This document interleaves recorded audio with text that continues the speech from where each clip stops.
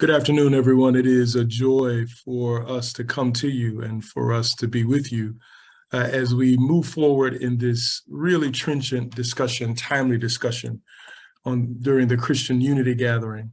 We are talking about uprooting racism, white supremacy, and Christian nationalism.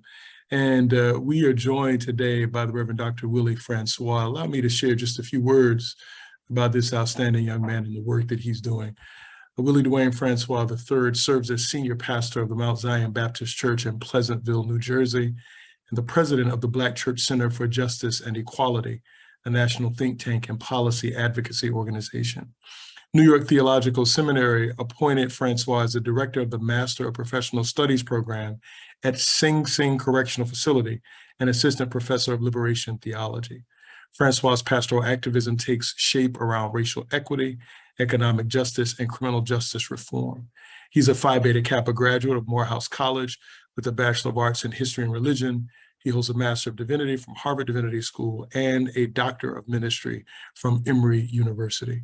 Many more accolades, much more could be said about this gifted brother, but he comes to us to share principally around his newly released book, released in August of 2022 by Brazos Press, entitled Silencing White Noise: 6 Practices to Overcome Our Inaction on Race.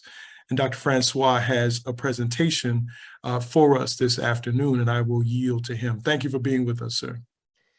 Thank you so much, Reverend Lamar, for your leadership in this moment, to our president, great Bishop McKenzie, for the invitation and for this awesome experience that we've had over the last couple of days.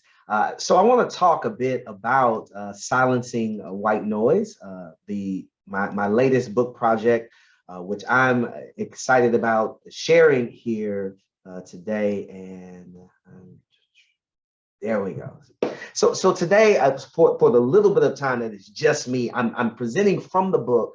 But as I think about white noise and why I wrote the book and what I hope the book does in the world, is to move us closer to a spirituality of abolition and reparation, a spirituality that is interested in freedom and also repairing the harms that have been done to countless non-white people since before this country was constituted as it currently is. I wrote this book in the midst of several pandemics, many of them being pre-COVID-19 pandemics. I was living with the fatigue of what it meant to be shut down on top of life being paused and the economy being halted, and so much of what I took for granted in terms of freedom and agency needing to be used in a particular way to keep other folk safe. The numbers every day alarming of how Black and brown people were vulnerable to the virus because of pre-existing conditions, which we know were connected to pre-existing economic conditions in this country. And so this book comes about as we're in the middle of the pandemic, really early on in the pandemic. I probably, as I was writing, I didn't think it would last as long as it did. But at the beginning of the pandemic, feeling that fatigue, and then there was the convergence of the deaths of George Floyd, Breonna Taylor, and Ahmaud Arbery. And then as I'm closing out writing this book, January 6th happens.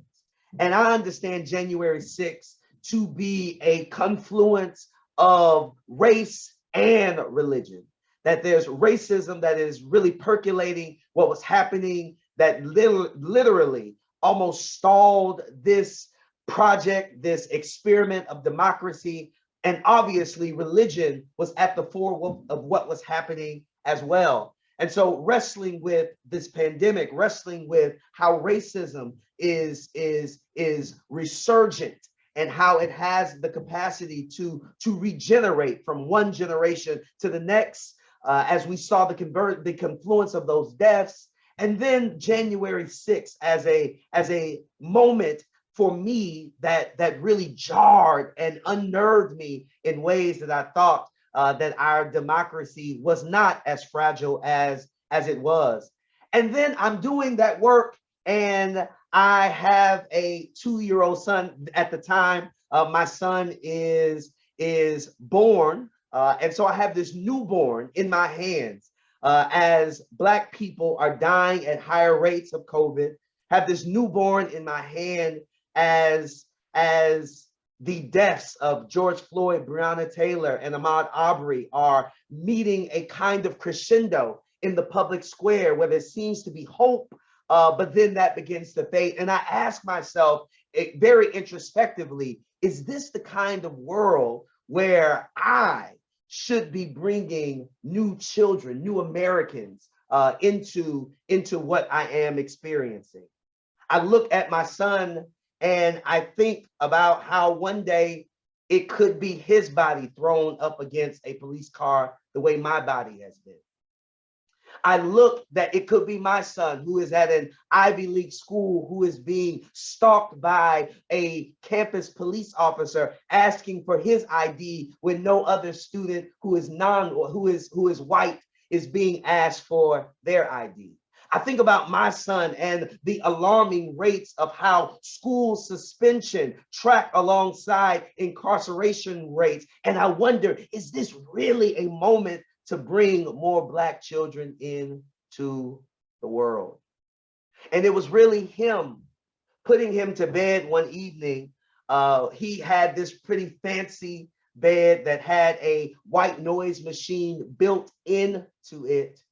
And there's so much going on in the background, but he's sleeping peacefully. Dog is barking. It's Harlem. The sirens are roaring. There's chatter and laughter on the street as dice are being thrown around, even in the middle of the pandemic. And he's oblivious to all of this movement, all of the dynamics, all of the dynamism of the world around him, because this white noise machine gave him a semblance of what he knew most, and that was his mother's womb. And it got me to thinking that maybe this is how racism really works in our world, that a more insidious white noise is blaring in our background. A more insidious white noise is sounding all around us. I talk about white noise as the racist ideas, speech, silence, and misrepresentations that protect and perpetuate white supremacy. When I talk about whiteness in the book, I'm obviously not talking about skin color exclusively, nor am I talking about ancestry, but I'm talking about a kind of ideology, a type of logic that works beneath the consciousness, the kind of noise that shapes our grammar, a kind of noise that sets our pace, that in many ways guides our eyesight, a kind of noise that tells us who is lovable and who is redeemable, a kind of noise that tells us who is deserving of rights and who is deserving of punishment and exclusion. White noise is about the idea. It's a grammar, it's a logic. It is what makes us inactive on race.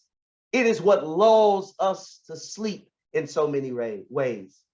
And I wanted to talk about racism in a way that didn't minimize it or reduce it to simply interpersonal engagements. But the reality is that whiteness as an ideology is baked into the very structures of our country.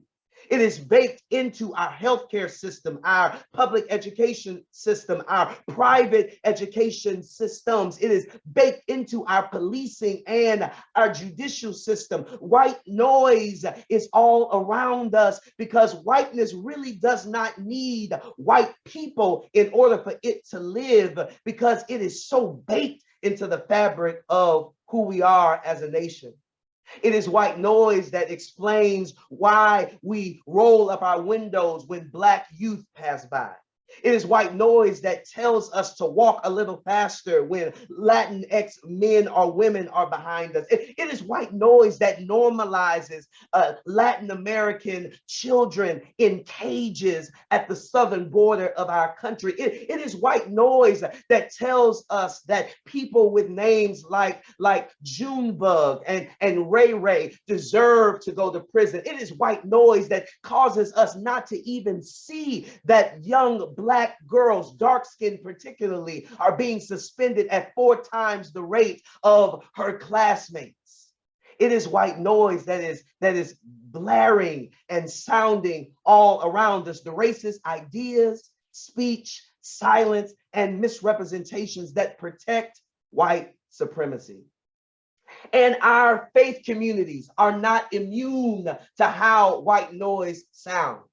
I always think it is important to remind myself that more than a decade before the country split over the issue of slavery, this country's churches split over the issue of slavery. We had the Methodist Episcopal Church South, the Southern Baptist Convention, and the Southern Presbyterian Church all splitting before the country splits over the Civil War. It is a witness of Christian whiteness that we must also attend to.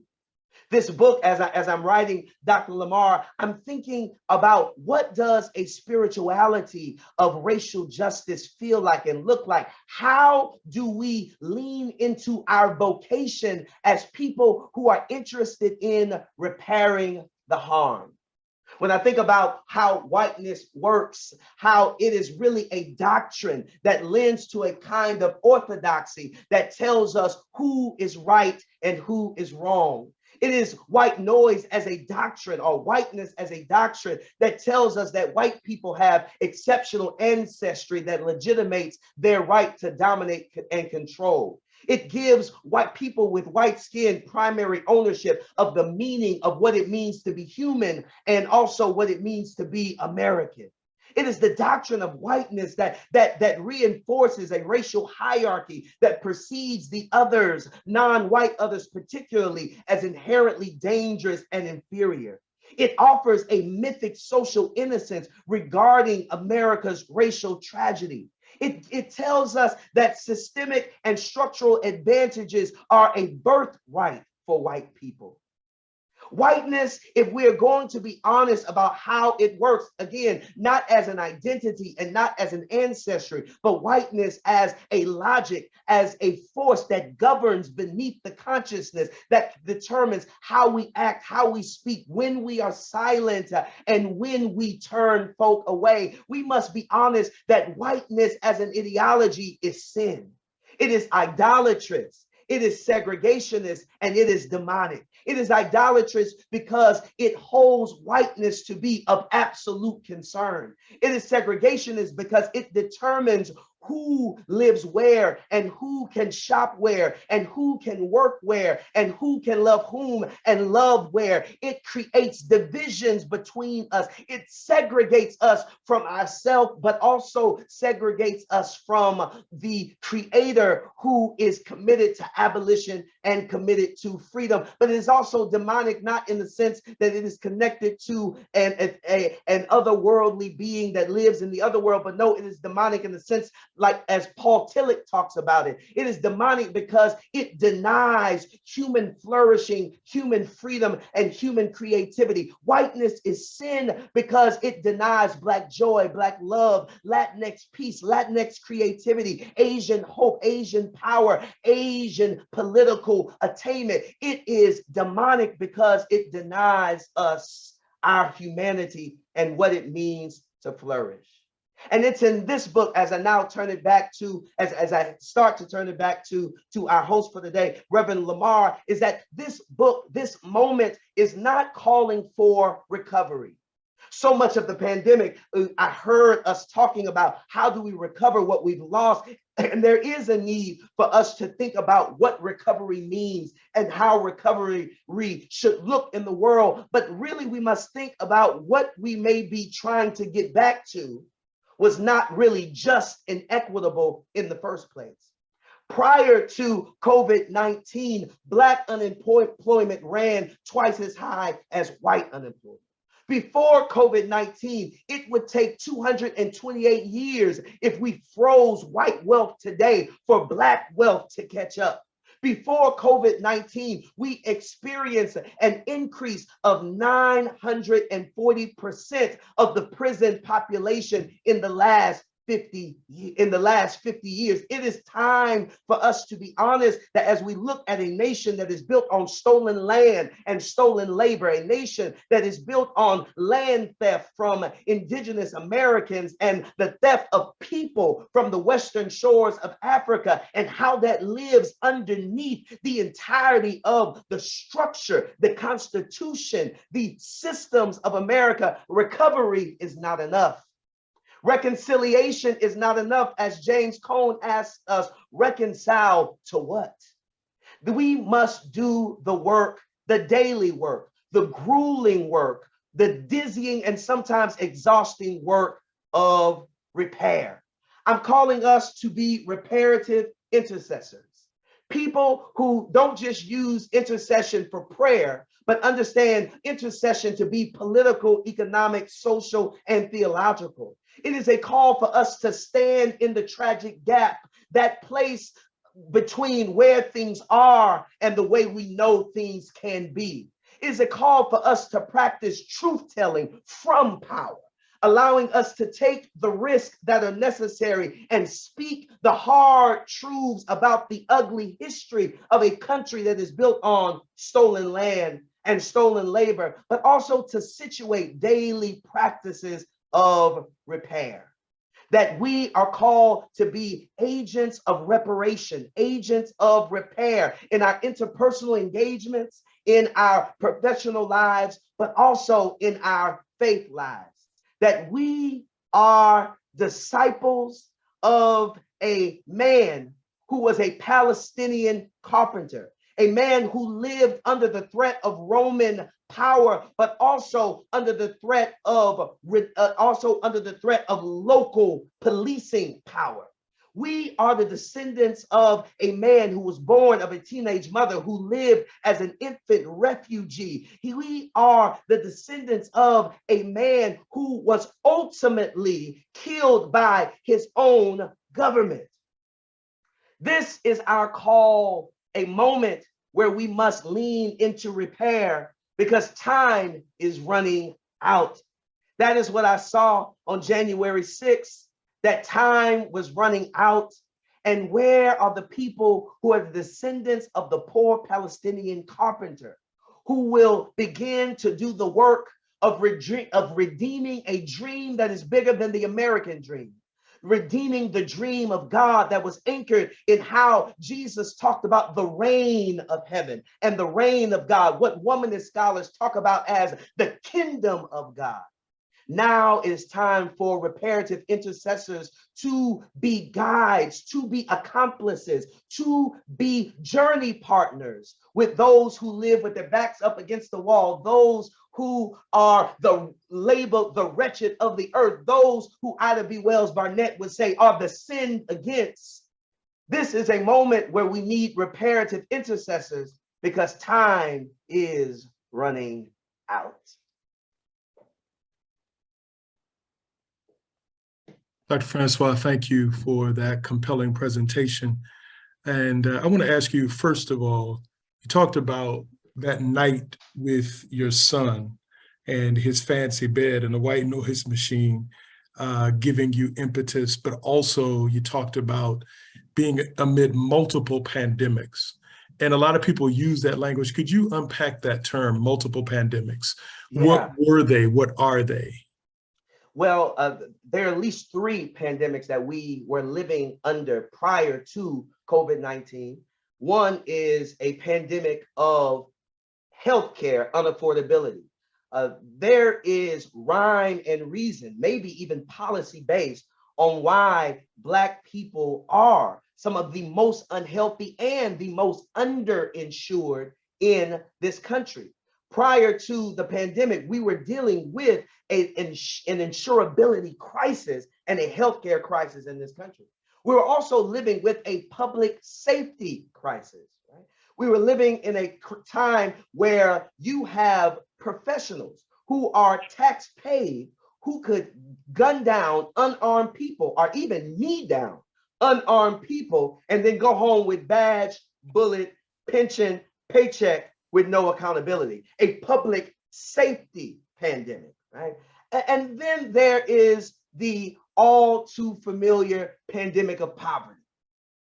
That although we do know that by the numbers, that the majority of poor people in this country are white, but disproportionately, we know that Black and brown people live at the lower rungs of the wealth pyramid of this country, what we could call, or what I talk about in the book as racial capitalism, a system that exploits and extracts laborers. And this has been the nature of the United States since capitalism and racism married under the open heavens in chattel America. So you have this healthcare, a systemic healthcare pandemic, a systemic public safety pandemic, but also the pandemic of poverty that claims the lives, the future, and the hopes of this democracy. Is capitalism, I agree with you, and I'm sure you have read some of Cedric Robinson's work. Is capitalism redeemable? You know, I'm not sure capitalism is redeemable because of the ways that we have practiced it, and we have made it such a totalizing system that traps people of all races into a lower caste. And the myth of this country is that there is a sense of social mobility, but what we know is that it is so much a myth that the majority of people live and die in the social class that they were born in, because it is a system that is designed to extract and to exploit labor. And so I'm not sure that it is redeemable, because it within itself is demonic because of the way it treats people as means instead of treating people as ends. How many friends are you prepared to lose? But I say this as someone who possibly reluctantly, I live in participation of capitalism. It's kind of hard not to live in participation of capitalism in a nation that is so grounded and rooted in it, and whose racial nightmare is connected to it as well. But I do know that there are a lot of acolytes to capitalism who occupy space in all of our churches. Could you say more about this intriguing language that I've heard you use, an abolitionist spirituality? Yeah. When I think about an abolitionist spirituality, I make the distinction between the kind of Christianity that was offered to my ancestors in the plantation versus the type of spirituality that they practiced in the brush harbor. That a movement toward abolitionist spirituality is a reclamation of the organic, authentic, liberation-centered spirituality that happened in the middle of the night in the clearings of the wood. That place where baby Suggs in Beloved was able to say, love your unnoosed neck, right? Love your hands because they do not love you. They do not love your neck. It is a reclamation in many ways of what I think Jesus was really after. That Jesus starts his public ministry in a Nazareth synagogue where he reads a very particular passage from Isaiah where he talks about setting the captive free, recovery of sight to the blind. He talks about the acceptable year of the Lord. That Jesus gives us, in many ways, Jesus gives us a platform for what real spirituality should be committed to, because it's the Spirit of the Lord that allows us to do anti-poverty work, good news to the poor. It's the Spirit of the Lord that allows us to declare that the captive should be free. That sounds like ending a system of unjust confinement like mass incarceration. Jesus says recovery of sight to the blind. That sounds like affordable health care. The acceptable year of the Lord, which we know as the Hebrew understanding of the year of Jubilee, which every 50 years, the Hebrew people were supposed to give the land a break.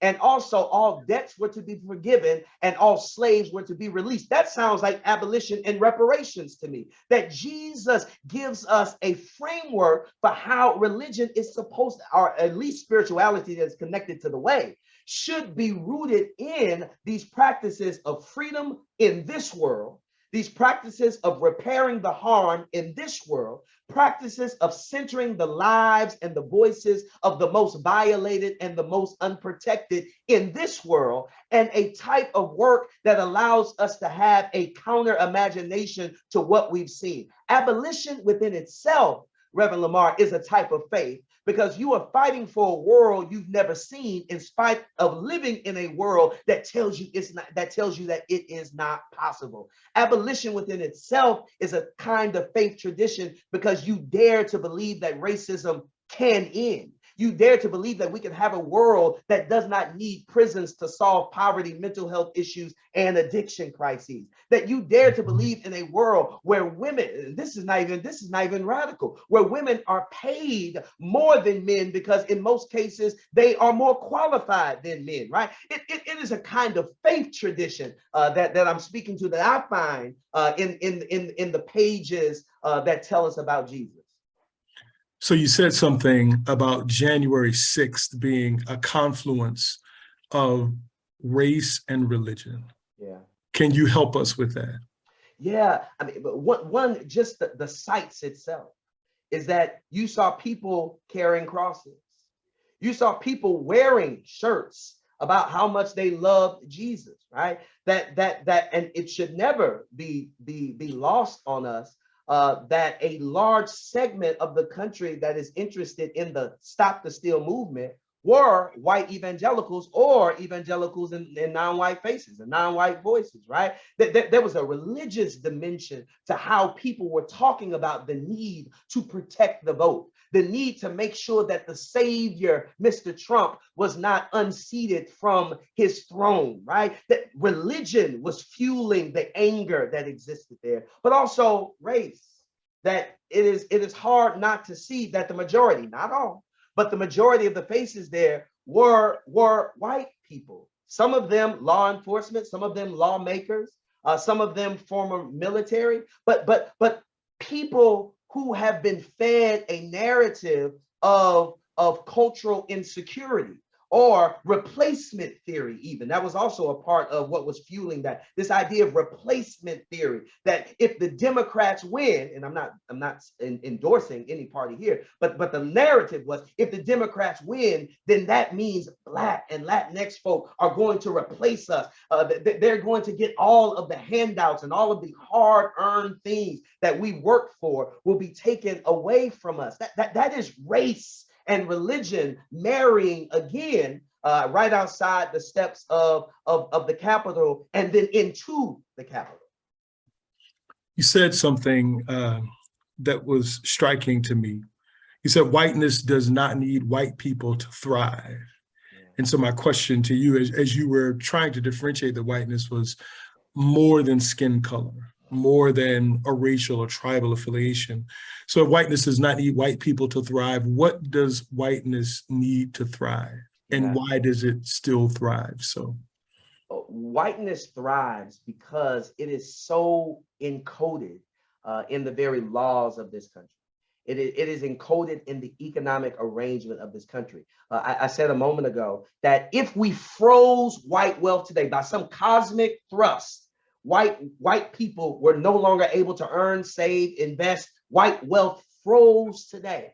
It would take Black people 228 years to save, invest, work, earn, deposit in order to catch up. Those are the numbers, right? It is in motion. It has been encoded, endowed in our hiring practices. It has been endowed in our healthcare practices. It has been invested in our education practices, because there is now a logic in this country that tells us who is deserving and who is not deserving, right? So it is baked into law, baked into structure. It is also omnipresent in a lot of ways, that we hear the messages of anti-Blackness and anti-immigrantness and anti-non-whiteness all around us, sometimes to the point that it is easy for it to live in non-white bodies. There's a moment in the book where I confess my own anti-Blackness at a time, a time where I'm a 17-year-old preacher and gun violence happens in the community. And I tell myself that my church needs to hear, my home church needs to hear a message about how we stop gun violence. And I narrate this scene around Black on Black violence. I'm pathologizing Black people as if Black people are the only ones who engage in intra-racial violence, right? But because of what my white social studies teacher taught me, for me, only Black people killed Black people. Only Black people killed intra-racially. And I spewed that. I vomited that up out of the pulpit that day, not realizing the ways that I was adding to a racist narrative. As a leader, as somebody who had ecclesial capital and clout, I was spreading messages that allowed me and others to map on assumptions and ideas of violence onto poor Black bodies, right? What we know for sure is that Black cops also kill unarmed Black people, right? What we know for sure is that Black employers also treat Black employees in particular ways. And it's not because there's something wrong with Black people, but it's the way white supremacy has shaped and fashioned how white noise has taught us what to see, what to say, and how to understand the world. What happens when you attach the modifier Christian onto whiteness? You talk about Christian whiteness. What does that nuance bring to bear? Well, one, I think it names the fact that God has been supplanted by an idol. It names it. For me, when I use Christian alongside whiteness, I'm talking about the ways that Christianity, the way of Jesus, has been so denuded, right, and allied with power and privilege, particularly white power and white privilege, to the point that whiteness has become the ultimate concern. Whiteness has become the God, right? And what does it mean for people to be acolytes of whiteness in the name of Christianity? That is one thing I mean about it. The other thing I mean about it is it speaks to a de-Hebrewing of Jesus, right? It turns the Palestinian carpenter into an Americanized Christ, right? In many cases, an Americanized white capitalist Christ, right? So when I talk about Christian racism or Christian nationalism or Christian whiteness, it is also to talk about the ways that Jesus has been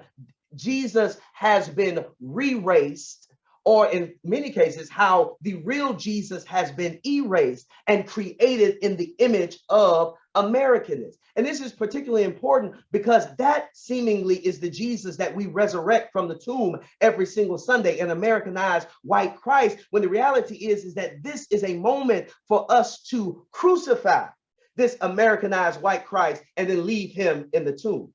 The other piece about this, and the last thing I say when I use Christian as a modifier, is that it also names the fact that white Christians in mass, right, they vote a particular way that is in many cases not in ways that I think our democracy can survive and our democracy can outlast a generation or this generation, right? It names the fact that you have more than 80% of white Christians who cast a ballot for someone who had explicitly white supremacist ideas, white supremacist policies, and white supremacist practices as a business person, right? I think it's important to name that the only terrorists who have been homegrown in this country have been white Christians, right? The KKK is not a non-religious organization. The KKK is a deeply religious organization in their mind. And so it names the political sense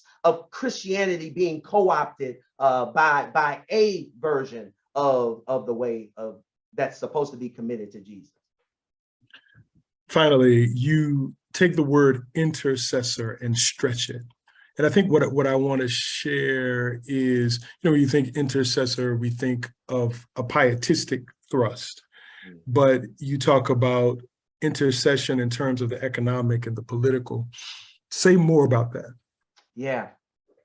So when I talk about what it means to be an intercessor, a reparative intercessor, it is a commitment to showing up and acting up on behalf of those who have less power and less privilege than we have. All of us, if we are able to do the kind of intersectional work about who we are and how we show up in society, that there will more than likely be places in our life where we are privileged, but alongside those places in our lives where we are oppressed or underprivileged, right? Becoming a reparative intercessor says that I am willing to speak up and act up on behalf of those who are less privileged and less powerful than me. The book is really framed around 6 rhythms of reparative intercession. It is framed around a sense of learning how to see color as a part of the diversity of God's image, taking seriously the ugly history of this nation that still lives in the present, learning what it means to name that our lives are interdependent, that what we're all after, to draw again from our brother Cedric Robinson, is that most of us, the majority of us, are being exploited and extracted from by a system of racial capitalism. And what does that kind of interdependence, King said, what it means to be caught up in a network of mutuality, a single garment of destiny, learning how to name our interdependence. What does it mean to tell on yourself? The daily practice of staring in the moral mirror and being honest about the ways that we are complicit with racism and complicit with racial subjugation across our racial lines. But it also invites us to do the work of, as I was saying, being intersectional in our approach. I'll close with this, is that it took me years to understand and to stare in the moral mirror to perceive that my racial underprivilege does not cancel out my male privilege, does not cancel out my citizenship privilege, does not cancel out my class privilege, does not cancel out my sexuality privilege, the way they're constituted in this country. And if I'm going to be honest about power, I have to also think about the various identities that live in this body, the various identities that show up in given contexts, in pulpits, in classrooms, in courtrooms, in hospital rooms, right? I bring into those rooms identities of privilege, but also identities of oppression and underprivilege. There's some great questions from our audience. We've got until 4:55. One question that is especially stirring: how can the Black church help to stop racism when it's within their own community? Yeah. One, let me say, it is the job of white folk to abolish racism. It is a system that they most directly benefit from. It is a system that has been upheld by their ancestors. That has been created and upheld in many ways by their ancestors. So the primary vocation of abolishing white supremacy and racism is for white churches to do. And I think that the more we talk about this as a vocation for white churches, then we understand that Black churches have fought racism and have been the most anti-racist force in this country out of the necessity of survival. So how do Black churches contribute to this? One is that we must be honest about the ugly history of America that created Black churches in the first place. That white Christian segregation created us, created the need for our church spaces, and so we need to be honest about that history. The second piece is that we cannot allow ourselves to be overly discomforted by white discomfort when we are honest about our experiences and honest about our understanding of how racism works in the world. That Black churches, particularly Black clergy, should avoid allowing the discomfort of naming racism to condemn us to a type of silence.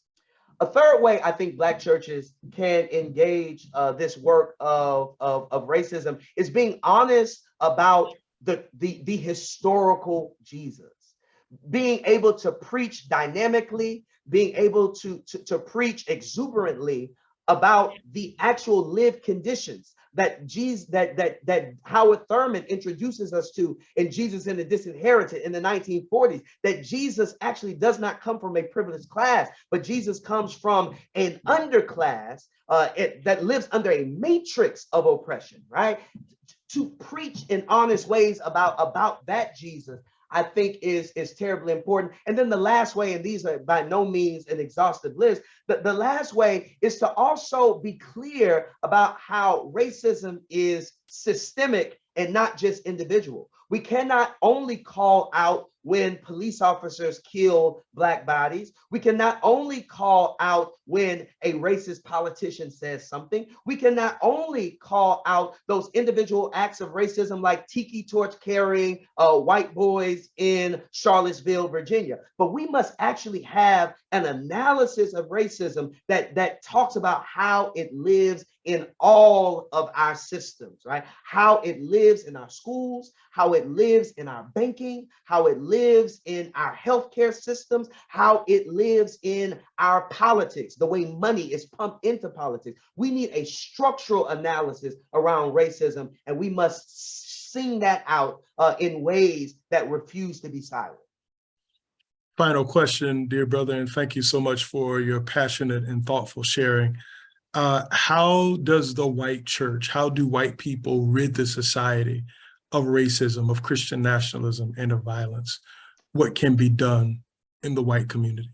Yeah, I think a great thing that can be done is, and if you look at the book, I frame these 6 practices that I think can be healthy.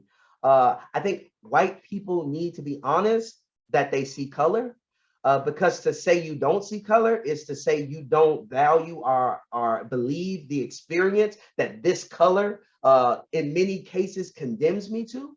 I think white people have to talk to each other about the history of this country that has been violent, that has been bloody, that has been terroristic in a lot of ways, and begin to talk about that with one another and talk about how they, even if they don't feel the privilege, how they have been given a passport by skin color because of that. And honesty about our history is important. I also think that for those of us who are really committed to racial justice is that we, and I talk about this in chapter 1, is that we actually need to move beyond white guilt and actually embrace white grief. That we have to start doing the work of allowing whiteness to die, not identity, not ancestry, but whiteness as an ideology that negates non-white joy, freedom, love, creativity, and hope, and grieve that process in healthy ways. And I talk about what racial grief, particularly white grief, can look like. The other piece that I think is important is actually believing Black people, right? Believing the history, believing the feelings, believing the experiences of Black people. And that requires that white people actually need to get to know Black people. There was a study done by Pew that indicated that 75% of white people don't know Black people outside of the ones that serve them or the few that work on their jobs. It may sound trivial, but cultivating friendships across racial lines, when I talk about cross-cultural contact and investment, is a way for us to start to turn down the white noise. And so that we can wake up from this political narcolepsy, as it has been once called, this violent slumber that we have been living in. And then the other piece, and the last piece, is follow non-white people. Is that we need racial justice movements that are populated by white people, but are not white-led. The best multiracial movements that we've seen in this country have included white people, but they've been brown-led, Black-led, they've been Asian-led, right? We need white people to follow Black people into the future. Dr. Willie Francois, thank you for your passion, for your work. We want to implore those who have not purchased your new book, Silencing White Noise, 6 Practices to Overcome Our Inaction on Race. Please make sure you get that book. Thank you for engaging us, and we look forward to many more wonderful things coming from you and your ministry, sir. Thank you so much, Reverend Lamar. It's a pleasure to be here. Thank you, sir. Thank you very much. Friends, we now move to a panel with some other very interesting folks doing extraordinary things as we discuss uprooting racism, white supremacy, and Christian nationalism. And if you'll allow me to introduce our first esteemed panelist, the Reverend Pamela Cooper White, PhD, is the Christiane Brooks Johnson Professor of Psychology and Religion and former Dean and Vice President for Academic Affairs at the storied Union Theological Seminary in the city of New York. She also serves as assisting priest at the Episcopal Cathedral of St. John the Divine in New York City. She's an award-winning author and has published 10 books, including The Cry of Tamar, Violence Against Women and the Church's Response. It's in its 2nd edition. Shared Wisdom, Use of the Self in Pastoral Care and Counseling, and Many Voices, Pastoral Psychotherapy in Relational and Theological Perspective. Her latest book, and the one most prescient to our conversation today, is The Psychology of Christian Nationalism, How People Are Drawn In and How to Talk Across the Divide, published by Fortress in 2022. Without further delay, Dr. Pamela Cooper White, would you share with us from the treasures of your research and your work? You're muted, Dr. Pamela, I'm sorry. There you go. Thank you so much. It's really an honor and a pleasure to be with you all today. And I can only share a snippet of what I cover in the book, but what I really want to focus on right now is to talk about what is white Christian nationalism and who are the people who subscribe to its beliefs. And in the Q&A time, maybe we can talk a little bit more about how people do get drawn into this movement.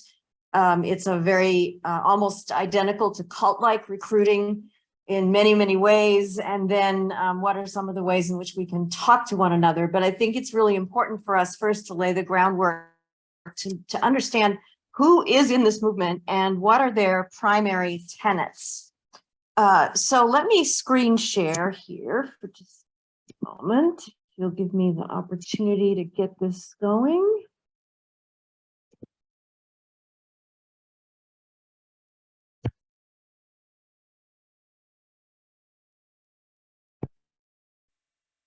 Okay, so can everyone see the PowerPoint now?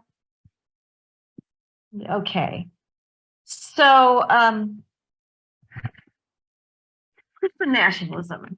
What is it about? First of all, a common belief among Christian nationalists is that there has been a woeful decline of America's standing in the world because of what they see as the nation's growing degeneracy, and with it, a belief in an urgent call to restore the nation to its original goodness and mandate to lead the world in godliness.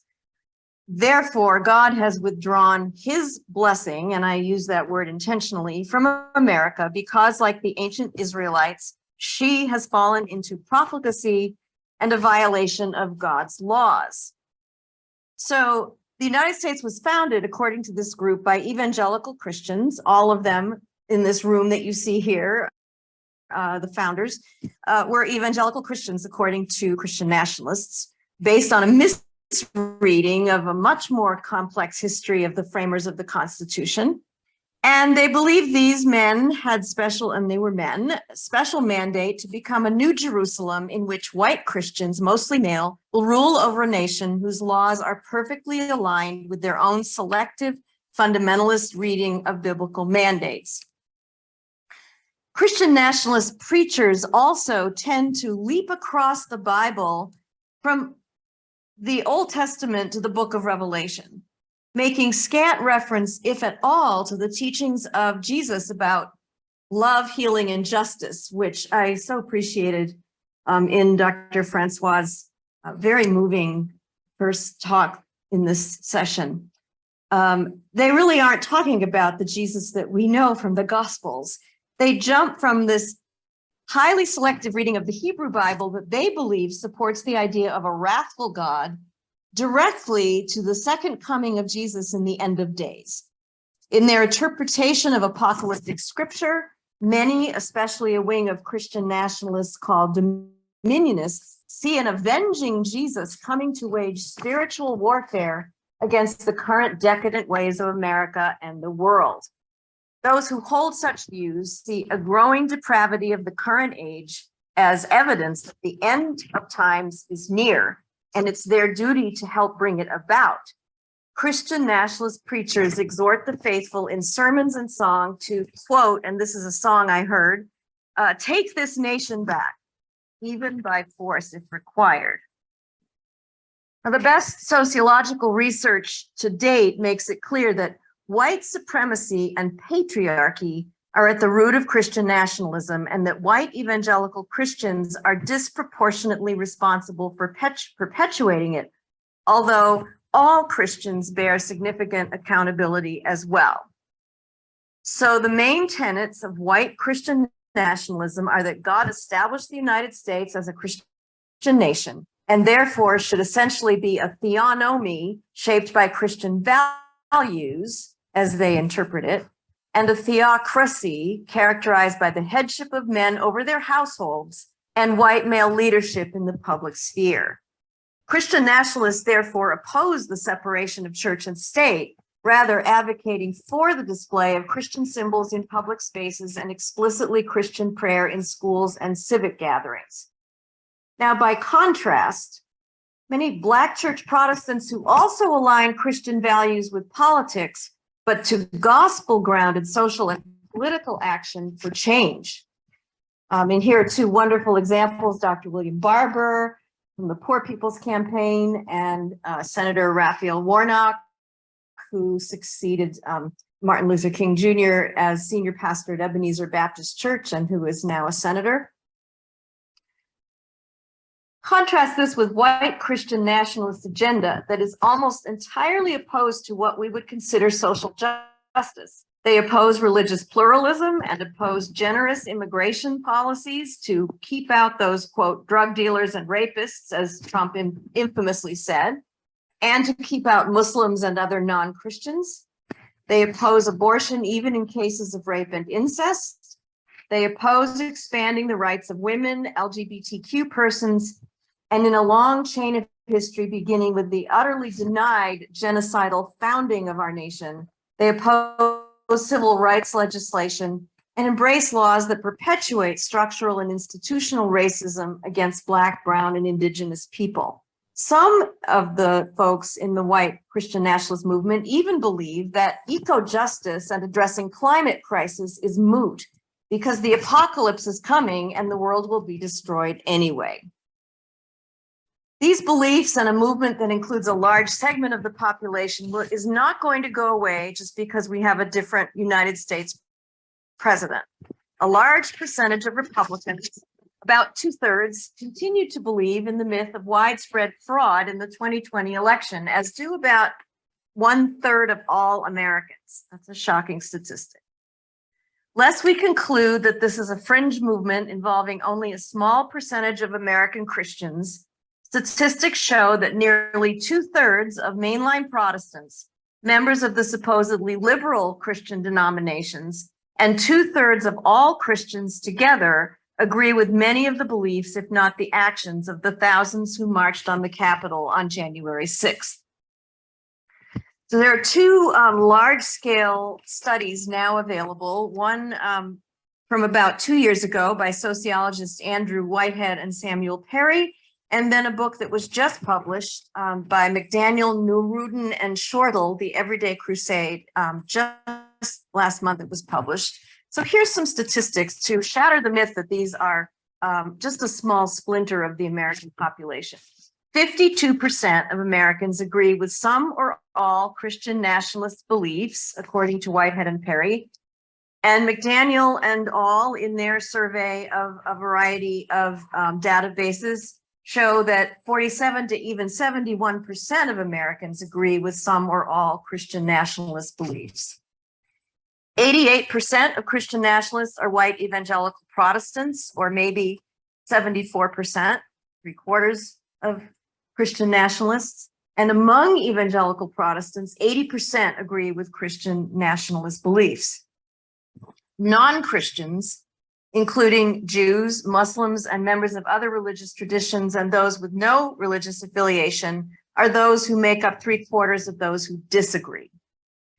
And 60% of what I call true believers and 37% of the softer Christian nationalists who believe some of, but not all, Christian nationalist tenets, 60% of true believers and 37% of soft Christian nationalists believe that non-Christians create immoral policies versus only 11% of those who disagree. Who are the diehard true believers? Whitehead and Perry call these ambassadors. McDaniel labels these disciples. Over 1/2 are evangelical Protestants, 19% of Catholics, 11% of mainline Protestants, and 10% of Black Protestants, which only is 1% of Americans overall. And I've already pointed out that the way in which Black American Protestants interpret the connection between faith and politics is very differently oriented politically. Slightly over 1/2 are women, 1/2 live in the South, and 1/3 live in rural areas. On average, these are 10 years older than other groups and they are averaging in about the mid-50s. The religious beliefs of true believers, 94%, quote, overwhelmingly believe in God without any doubts at all and hold the Bible in high esteem. Notice that this did not correlate with greater church attendance. And if you look at where Christian nationalists are going these days, it's often to public rallies, to political events, to other kinds of events, but they're not necessarily going to Sunday worship. This does not correlate with greater church attendance, but that finding was contradicted a little bit by McDaniel. So where these people go is a little bit in flux. But it's obvious that their beliefs are actually very much embraced by a kind of a personalized, self-oriented understanding, and they're not necessarily reinforced by community. Well over 2/3 endorse a literalist interpretation of the Bible versus only about 5% of those who oppose Christian nationalism, and 85% consider the Bible the inspired word of God, twice greater than those who oppose Christian nationalism. And I'll just quickly skim over this, but the soft Christian nationalists who are only partly convinced, about equally split between evangelical Protestants and Catholics. About 2/3 are white, women slightly outnumber men. Again, they're found mostly in the South, but also in the Midwest. These are mostly in towns and suburbs as opposed to rural areas. And again, about 3/4 believe in God without any doubts and also revere the Bible. This is reinforced by a vast online Christian family content oriented empire, such as James Dobson's decades-old focus on the family. And you'll find James Dobson now blending patriotism and nationalism with family values, as they call it. And just the last couple of days in the news, we've seen that Michael Flynn, who was pardoned for lying to the FBI, is now leading a national reawakening tour. For $500 a ticket, you can be recruited as part of his army of God, blending alt-right politics, Christian rhetoric, and QAnon for a mere $500 a ticket.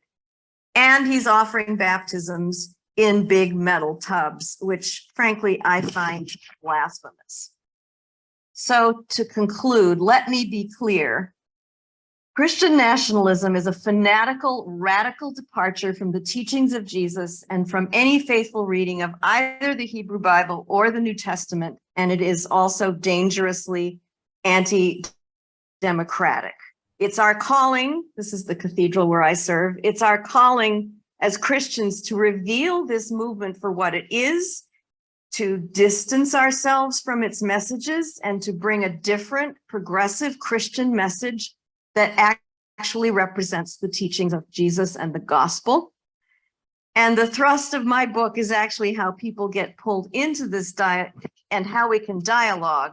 So we can come back to that. And I believe that Amanda is going to give us some ideas about how we actually can go about taking some practical steps also to advocate for the gospel in our time when it is under pressure from this anti-gospel so-called Christian movement. And I'll end there. Thank you very much. Thank you so much, Dr. Cooper-White. We look forward to the questions we'll receive from your thoughtful and thorough presentation. It's now my honor to present Sarah Riccardi-Swartz. Sarah is an assistant professor of religion and anthropology at Northeastern University, where she is also an affiliate faculty member in the Women's Gender and Sexuality Studies program. Before joining Northeastern University, she was a postdoctoral fellow in the Recovering Truth, Religion, Journalism, and Democracy in a Post-Truth Era project at the Center for the Study of Religion and Conflict at Arizona State University. Currently, she's a senior fellow in the Orthodoxy and Human Rights Project at the Orthodox Christian Studies Center at Fordham University. She's an anthropologist and documentary filmmaker, and she specializes in American religion and politics, race, and media formations. She's the author of numerous academic and public-facing articles on far-right politics and Orthodox Christianity. Her first book is Between Heaven and Russia, Religious Conversion and Political Apostasy in Appalachia. Without further ado, glad to present Dr. Sarah Riccardi-Swartz.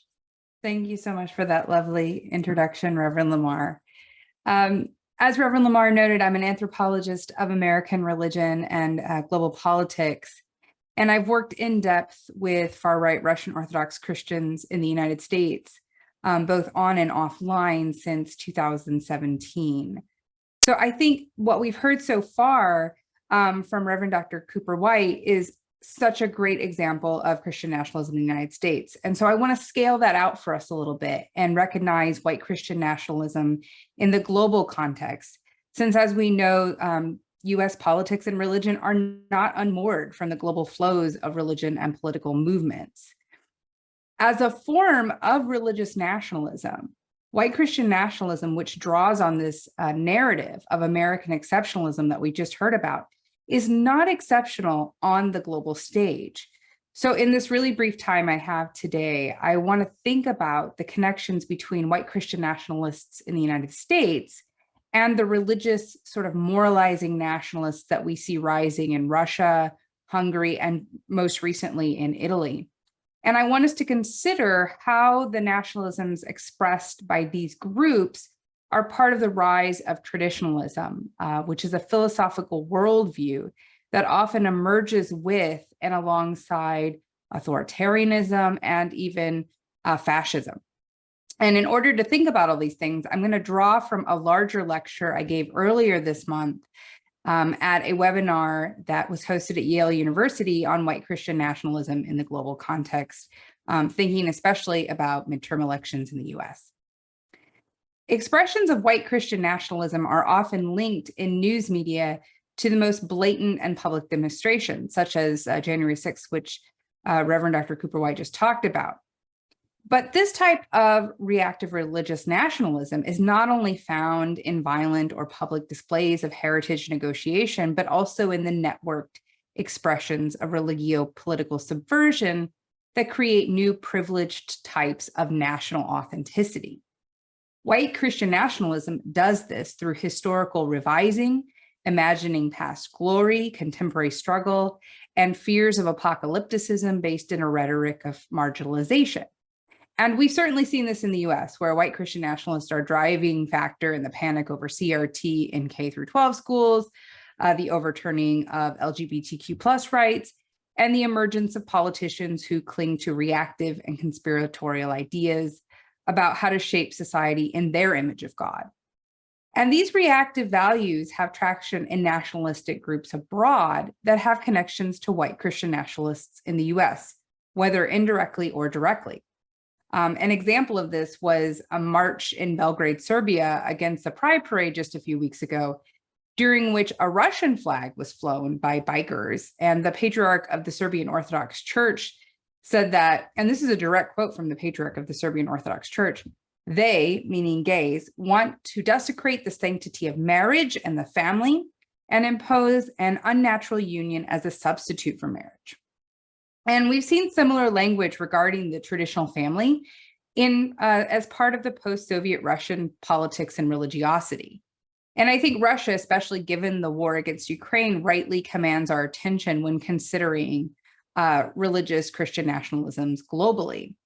Vladimir Putin's war has brought to the fore, I think, finally in mainstream media, the relationship between Russian Orthodox Christianity and imperialistic, nationalistic policies.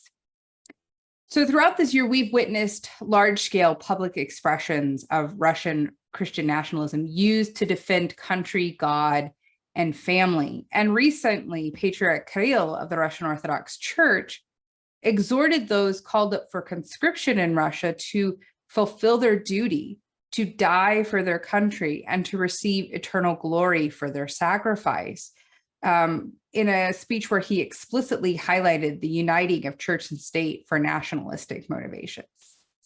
And this nationalistic framing of Russia emphasizes the importance of Christianity as central to Russian politics and sociality and culture. And in turn, the Moscow Patriarchate has sadly smartly rebranded itself in the post-Soviet context to draw on Western conceptions of social moral values to pitch itself to white Christian nationalists in the US as a sort of moral guardian amidst rising global secularism. And Russia right now is just one moral entrepreneur who's hawking this idea of traditionalism as the value system of authentic Christian nationalism. If we think back to the summer of 2021, media platforms in the United States were buzzing with the news that right-wing pundit Tucker Carlson had visited Hungary and that he had interviewed Prime Minister Viktor Orban about a return to traditional values.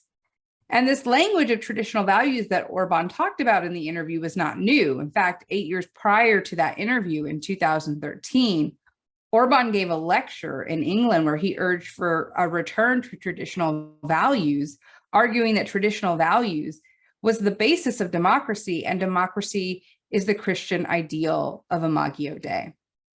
And since then, Orban has doubled down on this concept of traditionalism, and he's tied it very, very tightly to nationalism. And in return, American right-wing groups have flocked to Orban as a strongman figure who understands the need for border protection, who privileges white Christianity, and who promotes a traditional vision for his authoritarian nation. And Orban's emphasis on traditionalism as fundamental to nationalism actually shares ideological similarities with Giorgia Meloni, who recently won the election in Italy with her party, Brothers of Italy. And that success launched an F word, fascism, more fully into public discourse. But it also pushed traditionalism back to the fore as sort of a central component of religious nationalism. Meloni is focused on traditional family values, which is arguably the linguistic world-making project of the global culture wars right now. She stresses how proud she is of her nation, her faith, her identity as a woman and a mother. And this sounds very, very familiar to white Christian nationalist rhetoric we've heard from Marjorie Taylor Greene and other female far-right leaders. Nationalism, religion, identity politics have become the basis of Meloni's sort of anti-democratic project of traditional identities and values. And what this is the very socially caustic language of Christian nationalism. And so while Putin, Orban, and Meloni are focusing on preserving their own countries through traditional ideals, they're also oriented towards the US, towards white Christian nationalists in the US. And this is seen in Meloni's connections to American politicians and strategists, including Steve Bannon, in Orban's racist CPAC speech in Texas last summer, and among other things, the courting of American conservatives by Russian nationalists via the World Congress of Families and homeschooling networks. Religious and moralizing nationalists abroad are finding ideological compatriots among white Christian nationalists in the US by courting the concept of traditional values. And white Christian nationalists like Marjorie Taylor Greene and other radical political actors who are devoted to reclaiming America for God are finding allies in these countries. In February 2022, as the war in Ukraine was just beginning, Nicholas Fuentes, during his America First political action conference in Florida, praised Vladimir Putin, and so too did his surprise guest, Marjorie Taylor Greene. He drew on conspiratorial language to focus on Putin's goal of denazifying Ukraine, which is so anti-Semitic, as part of the global movement of moral securitization and a return to traditionalism in the face of Western secularism, which Fuentes and Putin see as expressed in LGBTQ+ rights, feminism, and the diversity of democracy. So the question for me, as someone who studies American religion, is what do all of these nationalisms have in common? In the American iterations of Christian nationalism, and in those found in Russia, Hungary, and Italy, we find a triptych of belief, behavior, and belonging, drawing together ideological compatriots separated by geography and even politics, language, culture, and religion. This ideology is that of traditionalism. And I'm not simply talking about traditional values. Rather, I'm talking about a political project of discontentment with modernity, democracy, and all types of diversity. Traditionalism undergirds nationalistic projects, and often the concept of tradition is an invented worldview born out of nostalgic renderings of a mythic past that never was. By traditionalism, I mean a political philosophy that focuses on the defense of what people see as universal ideas and ancestral understandings about the body, the self, and society. And these universalizing ideas are anti-democratic and they are racist. Politically, traditionalism is a philosophy that has links to contemporary notions of purity and white supremacy. It is a world-orienting paradigm that allows nationalists to see their religious beliefs and political practices as fighting in tandem against both the democratic structures of power and social diversity in order to return to some sort of primordial, structured, Edenic society. To enforce the boundaries that help make nations traditional again, far-right actors use fascist paradigms of us versus them. And we've seen this repeatedly with Trump. We've seen it with Putin and Orban and now Meloni. In our digital, hyper-connected moment, these types of moral nationalistic projects all draw on a uniting principle, that of nationalism, to build out their own nationalistic projects and of moral securitization and find fellow travelers for the journey. They do this through the negation of human rights, the policing of the body, the erasure of difference, the cult of masculinity, the praising of patriarchy, the subjugation of those unwilling to align with certain social moral values. This is all part of the religio-political world-making project of traditionalism. Religious nationalism is a networked project. And as such, it demands that we look at more than just the bureaucratic state-level forms of Christian nationalism here and religious nationalism abroad. It demands that we take seriously the globalizing flows of nationalism, especially as they're expressed in digital spaces where you see them on social media. These are areas in which everyday political discontents exchange ideas, create new ideological partnerships, and mobilize local communities to act and react. Fears over purity, sexual, spiritual, racial, are part of the conversations and beliefs that white Christian nationalists in the United States and radical actors elsewhere are using. They're using this language of far-right world building that draws on anti-Semitism, homophobia, and racism to create an anti-modern traditionalist reality. That's what they want at the end of the day. Now, this sounds entirely dramatic, I think, until we think about January 6th, until we think about Russia's current war in Ukraine, and until we think about a fascist, arguably, becoming the prime minister of Italy. These movements use reactive language to do what I call ideological terraforming. namely building a traditional world from the ground up. We very nearly saw this happen with Trump here. We see it happen now in Putin's attempts to wipe out Ukraine, to level cities, to murder citizens of a democratic nation. And we see this in the United States around panicked policy moves focusing on the protection and promoting of a society with particular Christian social values and the erasure of difference. The angers, fears, and outrage about diversity, about human rights, about difference are not just fomenting. They are activated, weaponized forms of religiously inflected nationalism aimed at building a traditional future void of democracy and filled with unbridled racism and bigotry. And the question for us today, and I think that we should be considering every day, at least that's what I think about every day when I'm working, is what are we going to do about it? Thank you. Dr. Riccardi-Swartz, thank you so much, especially for helping us to see the globalizing reality of this fascism, this white supremacy, this Christian nationalism, and how it is nourishing, being nourished globally across many nations, and really also the fight against modernity, against diversity. I want to welcome Amanda Tyler, with whom I've joyfully worked before. She's the executive director of the Baptist Joint Committee for Religious Liberty in Washington, D.C. She leads the organization as it upholds the historic Baptist principle of religious liberty, defending the free exercise of religion and protecting against its establishment by government.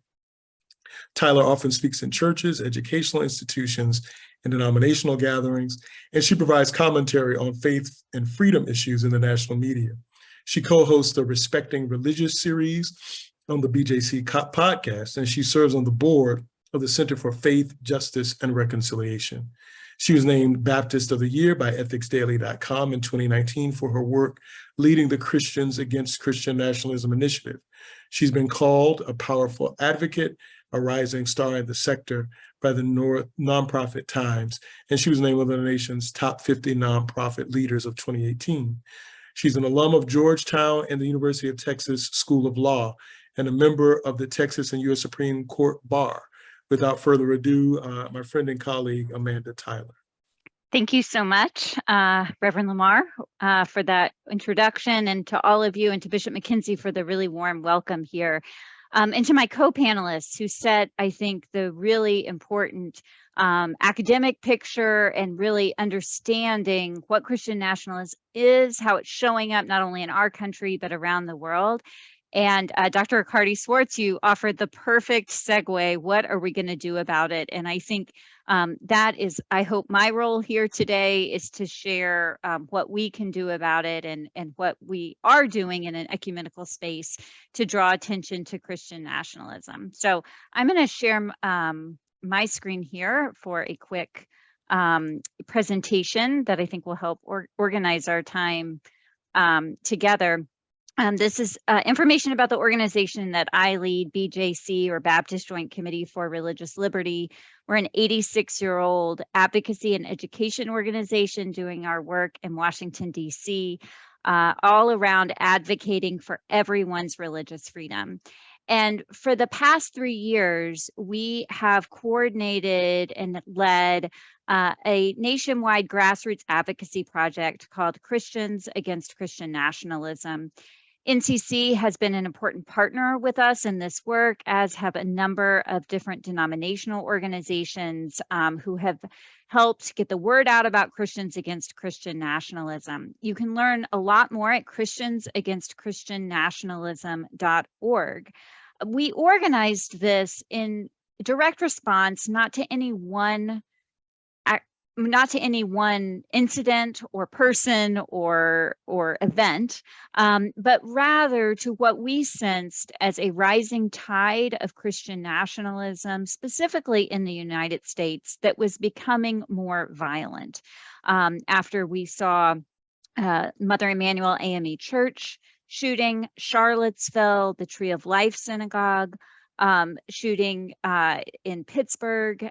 We also saw Christchurch in New Zealand and Christian nationalism there that was influenced in some ways by hate groups here in the United States, and wanted to provide a resource for Christians in particular to better understand and Christian nationalism, be able to define it, be able to spot it when it comes up, not only in its most violent iterations, but in more everyday mundane ones, and to have the resources to work to dismantle it. We also wanted to provide an opportunity for those Christians opposed to Christian nationalism to take a public stand.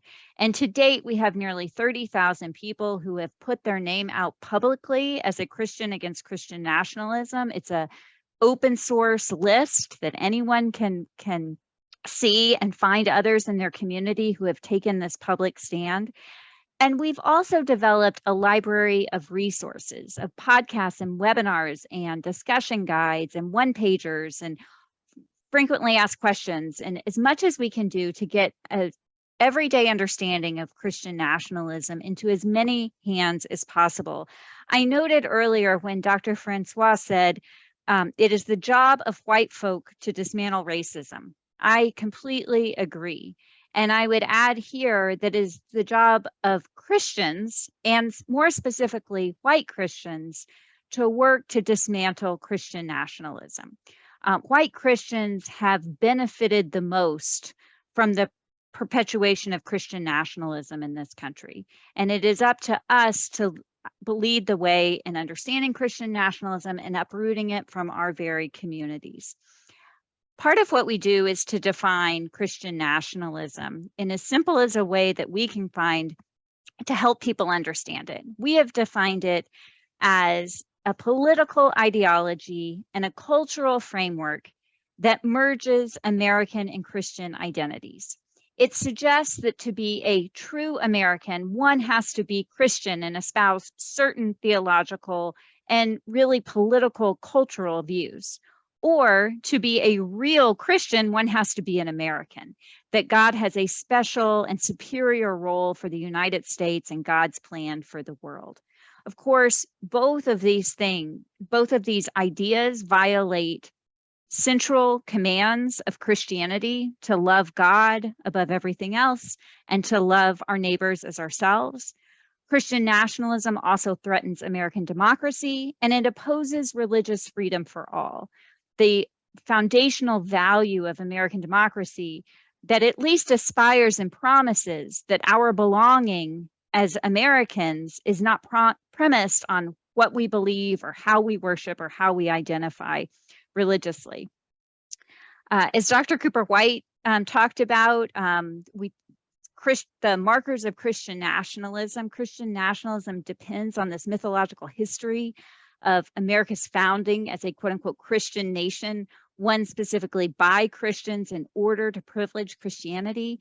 This narrative opposes the history of the founding of the country and is not in line with that history. Christian nationalism in this way is an exaggerated form of American exceptionalism. It has an emphasis on God's providential hand in American history and present politics. We also try Christians Against Christian Nationalism to differentiate Christian nationalism from Christianity. That Christian nationalism, again, is a political ideology and a cultural framework, whereas Christianity is a religion.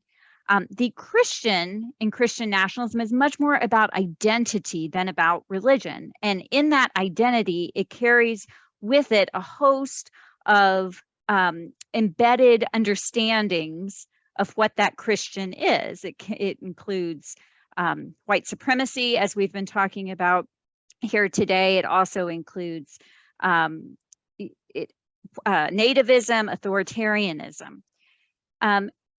But to be fair, it is sometimes difficult to distinguish Christian nationalism from American Christianity. There are several reasons for that. One, Christian nationalism uses the language and symbols of Christianity to further its message. Also, in some circles, in some churches, American Christianity has been so infected by Christian nationalism that it can be difficult to tell between the two. We also at Christians Against Christian Nationalism try to distinguish Christian nationalism from patriotism. That patriotism is a love of country that can be expressed in a number of different ways, including saying the Pledge of Allegiance, but it's also, flying the American flag, but it's also in protest and in choosing not to say the Pledge of Allegiance, that these are part of what it means to be a patriot. Nationalism, on the other hand, is allegiance to country that demands supremacy over all other allegiances, including our theological convictions.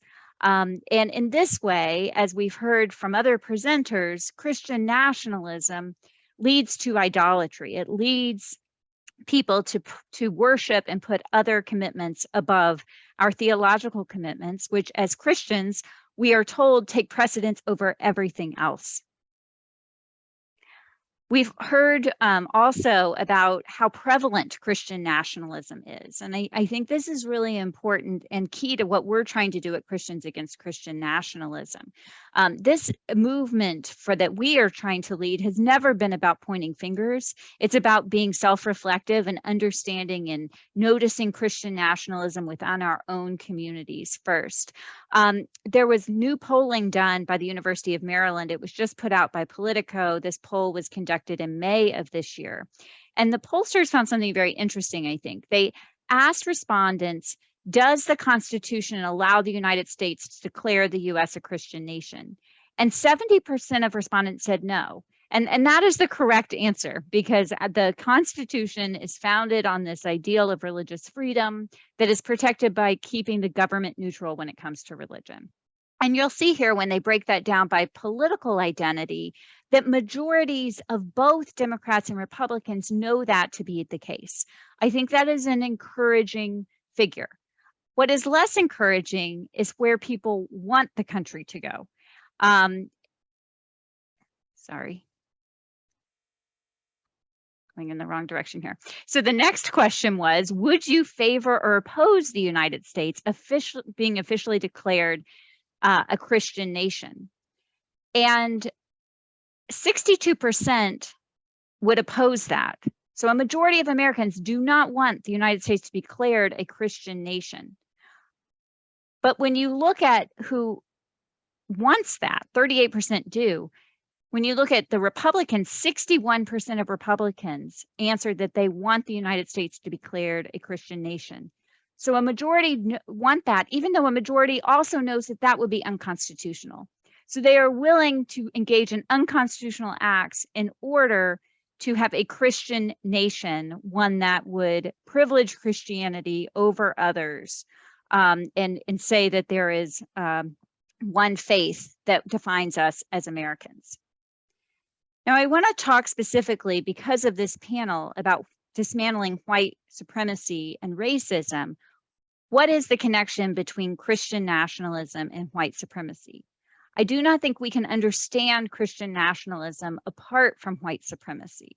And the way that we talk about it at Christians Against Christian Nationalism is this statement, that Christian nationalism often overlaps with and provides cover for white supremacy and racism.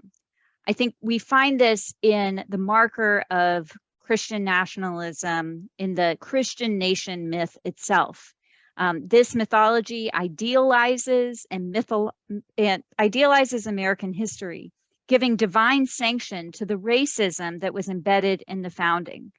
We hear this in statements like God wrote the Constitution, that God ordained the Three-Fifths Compromise, that God ordained slavery, this idea that God wanted a racist beginning to this country. We also find the cover for white supremacy in the language of Christian nationalism itself, this cultural framework that carries with it so many assumptions about nativism and white supremacy and authoritarianism, and how it can be coded into seemingly innocuous phrases. The example I give here is the state of Mississippi. In 2020, the voters of Mississippi voted finally to remove the Confederate battle flag from the state flag of Mississippi. That is a good thing. They replaced that, though. The state legislature said the only way that voters could approve that is if they voted to replace that with language "In God We Trust." They took coded language of Christian nationalism and directly replaced it with more explicit racist iconography. This is really troubling because it becomes even more difficult to dismantle racism and white supremacy when you replace it with coded language of Christian nationalism. We've also heard quite a bit today about Christian nationalism on January 6th, one of the most shocking and large-scale examples of white Christian nationalism on display at the US Capitol. And at BJC, we worked with ecumenical and secular partners from the Freedom from Religion Foundation to put out a report detailing all of the instances that we could find of Christian nationalism in January 6th. And some of this Dr. Francois was talking about earlier, but there were gallows outside the Capitol that were inscribed with "In God We Trust" and "Amen" and "God Bless the USA." The Confederate flag was marched into the US Capitol for the first time ever. And right alongside with it was the Christian flag.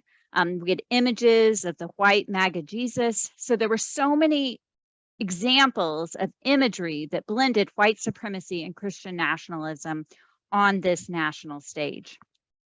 As I close, as we talk about what we can do, I would say, if you have not yet, add your name as a Christian against Christian nationalism at christiansagainstchristiannationalism.org. But even more importantly, please check out our resources. We have developed some ecumenical resources for use in your congregations, including a 3-part curriculum on dismantling Christian nationalism. And one whole section of that is understanding Christian nationalism and racism, with really excellent content from Dr. Jamar Tisby, from Bishop Michael Curry of the Episcopal Church, and Bishop Elizabeth Eaton of ELCA. So want to commend all of those resources to you all and look forward to the conversation. Amanda, thank you very much for such wonderful work that you're doing as a practitioner and thought leader around this very seminal subject for our present and also for our future. There were many wonderful questions that came in from those who are viewing. I want to thank those of you who have viewed. I think the number that we received at the height was about 76 devices connected. And so we're very thankful for you spending a portion of your afternoon with us. Dr. Pamela Cooper-White was going to address a question that essentially was asking, why does this ideology seem to have more resonance in rural communities? So would you like to take a stab at that, Dr. Cooper-White? Yeah, and I'll be brief because I know there are a lot of different questions on the table. This is actually something that's historically true, and Sarah can probably validate this, that this is actually historically true, not just in the United States, but that nativism and this movement of traditionalism often has its strongholds in more rural areas. And part of that relates to the so-called Great Replacement theory, which was also very prominent in the Nazi era leading up to and during World War II, where rural white folks tend to have less education and formal education. I won't say they aren't educated. They don't have as much formal education.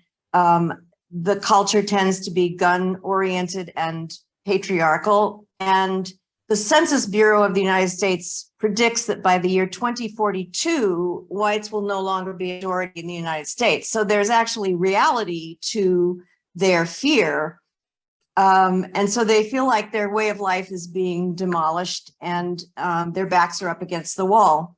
And one of the problems with this, of course, is that racism is institutional, it's structural, but some of these folks don't get the benefit of white privilege because of their relative poverty and lack of education. So it's kind of a groundswell area. And then people like Trump can manipulate the groups in that area to believe that they will raise them up and give them power again when in fact they're being exploited. That's pretty simplistic, and there's a lot of complications to it, but that's a quick answer. Amanda or Dr. Riccardi-Swartz, would you all like to wade into that question? Yeah, I can take that on, Reverend Lamar. I think Dr. Cooper-White is correct in what she's saying. We also have to note that in recent years, there has been an influx of right-wing Christian nationalists to rural areas to create sort of these utopian ideal societies. So you have militia-based folks moving into Wyoming. You have Russian Orthodox communities moving into Appalachia, from, people from all over the United States coming to rural areas because they want to invest in an infrastructure that is, for them, anti-modern. So I think that we have to think about the challenges of dealing with rural populations, where you have some that are actually very well educated, very affluent, who are moving into rural areas where there are disenfranchised poor whites who are struggling. They both hold similar ideological worldviews, but they have disparate class structures. They have even disparate ideologies about gender. So those are two groups that are also in tension with each other. And as Dr. Cooper-White said, it's complicated. Could you share a little bit, Dr. Riccardi-Swartz, could you unpack your idea of anti-modernity? I'm not sure that all of us are where you are there. It'd be helpful to level set there. Yeah, sure. So in groups I work with, I specifically work with Russian Orthodox communities, but I see this broadly among far-right Christians. There's this idea that modernity is linked to secularism. Democracy is linked to the secular state. And with secularism comes progressivism. And with progressivism comes the decline in patriarchy, comes the decline in so-called traditional family values, one woman, one man, multiple children, comes the decline in white power. And so what you have then is this longing to return to something that's ancient, but that really never was, because there was never sort of, unless you look at the 1950s, and even then it's not sort of like, a white Eden, but they're longing for something that never was. And so they use the idea of traditionalism to bolster this, this world that's steeped in anti-modern values. So it really is, as both Amanda and Dr. Cooper-White have said, completely anti-democratic at its core. It's about constructing something that's Christian. It's about constructing something that's seemingly ancient, and that is constantly in opposition to democracy and to modernity. Amanda, how would you like to respond? Yes, I absolutely agree. This idea, and I wanted to add also to the prior question about rural, and one, I agree with the answers there, but another aspect of rural communities compared to some other communities is a lack of religious diversity. And when we have greater religious diversity in areas, then we have different perspectives to counter the myths of Christian nation. And I think so much of what has allowed Christian nationalism to fester, I think what we all maybe said that didn't or thought or was inherent in our comments, Christian nationalism is not new.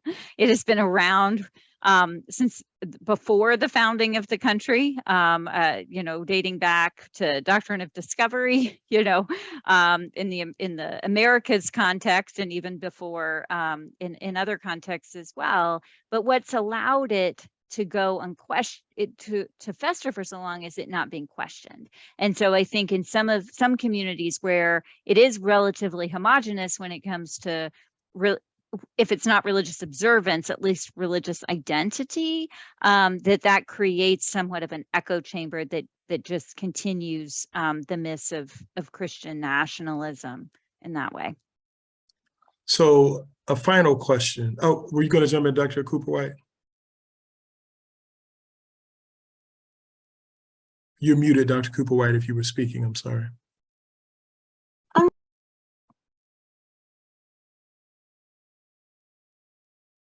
I think you're still muted, Dr. Cooper-White. Oh, I unmuted. Okay. The Christian media world is a surround sound complete universe for people who go down that rabbit hole. And so it reinforces that bubble, and it leads over into some of the conspiracy theories on QAnon, which are now, a large percentage of evangelical Christians also believe the QAnon ideas. And the other thing I just wanted to say is that there's been a strong anti-elitism trend in American politics since the beginning, partly, I think, born out of the history of being anti-monarchical. But elite is also very much a dog whistle for anti-Semitism. And we can't forget that this movement is also profoundly anti-Muslim and anti-Semitic, and that anti-Semitism and xenophobia goes back a very long way as well. Thank you very much. So I want to remind us of the topic, uprooting racism, white supremacy, and Christian nationalism. And at the risk of asking you all to essentialize your very deep and rich intellectual work, could you leave us with some practices that will help us to uproot racism, to uproot white supremacy, uproot Christian nationalism? What would you offer to those who have spent their afternoon with us, because they really do want to be a part of the change? I'll go first, if that's okay.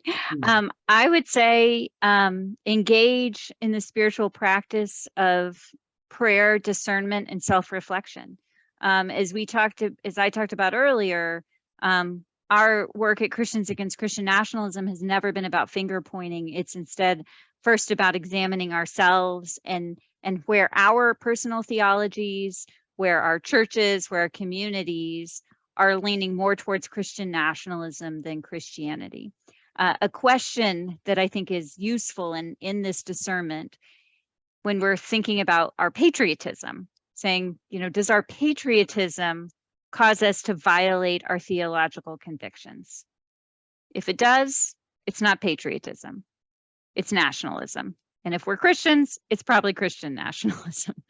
So really engaging in that self-reflection, I think, is key to beginning the process of uprooting white supremacy and racism. Thank you, Amanda. Dr. Riccardi-Swartz? I think one of the most challenging aspects of this is dialogue. It's incredibly difficult to look across the table at someone who wants to deny your existence and who claims also to serve the same God. And for some, dialogue is too traumatic, but I also urge folks, if they're able to begin that dialogue. I've had dialogue with a lot of white Christian nationalists and self-proclaimed fascists. It's uncomfortable, it's uneasy, but it's part of the work of reclaiming community and helping people turn away from the sin of racism. Dr. Cooper-White? You're muted, Dr. Cooper-White, I'm sorry. Sorry. Really the thrust of my book, the last chapter of my book, is about how to talk across the divide. And I recommend a triage approach where argumentation will not work, and engaging in dialogue with someone who is bent on harming you or discounting you is not fruitful.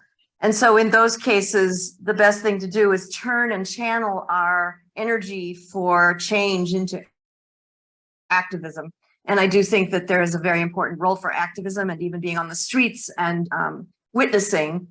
But then with those where we think that there might be some kind of an entree, I think building and maintaining relationship always has to come first, and finding some common ground that often with someone we know well who has gone down the rabbit hole of conspiracy theories or Christian nationalism, there may still be some common values that we hold, and to begin with that as a common ground of respect, and then to share what we believe through I statements rather than saying, you're wrong, this is why.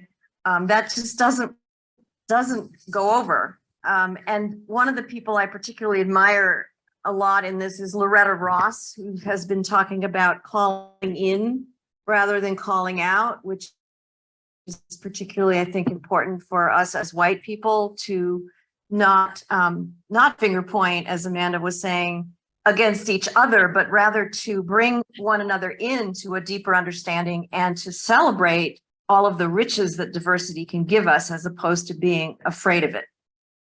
So I think relationship building has to come first before, and one-on-one conversation can often be changing hearts and minds, as we've seen in many other situations across the years in America. I want to encourage us, thank you, Dr. Cooper-White, to make sure that we get copies of the books that are on offer from these distinguished panelists. Dr. Cooper-White's most recent book is The Psychology of Christian Nationalism, How People Are Drawn In and How to Talk Across the Divide. It was published by Fortress in 2022. Dr. Riccardi-Swartz's first book project, as I have it here, is Between Heaven and Russia, Religious Conversion and Political Apostasy in Appalachia. And my colleague Amanda has written a number of articles, and you can find her work, Amanda Tyler, by searching BJC, the Baptist Joint Committee for Religious Liberty. My last question is for you, Dr. Riccardi-Swartz. And it's because Americans do not pay attention often enough to the global scene.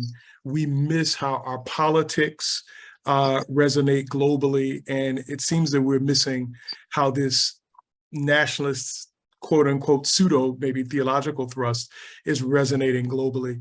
What must we pay attention to? Because for those who are not paying attention, world war snuck up on us, right? Engagement militarily sneaks up on us, and often these very things seed and give energy to conflict that may drag all of us into it. And so what is it that we must be paying attention to globally? I think we really have to pay attention to Christians abroad, Christians who are either in power or Christians who are persecuted.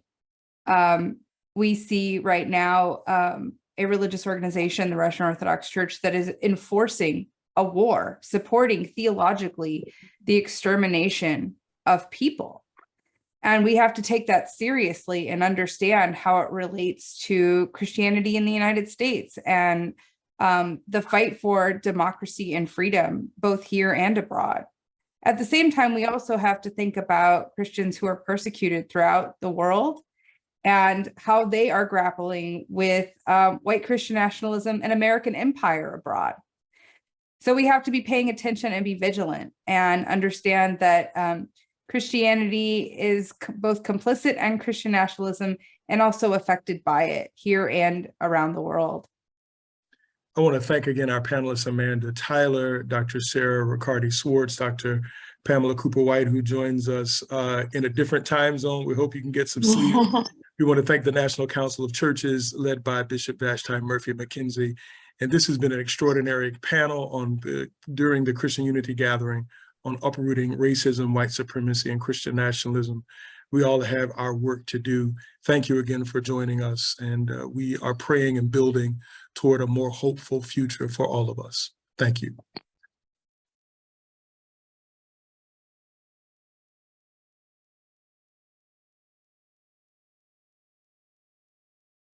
Thank you, Dr. Lamar.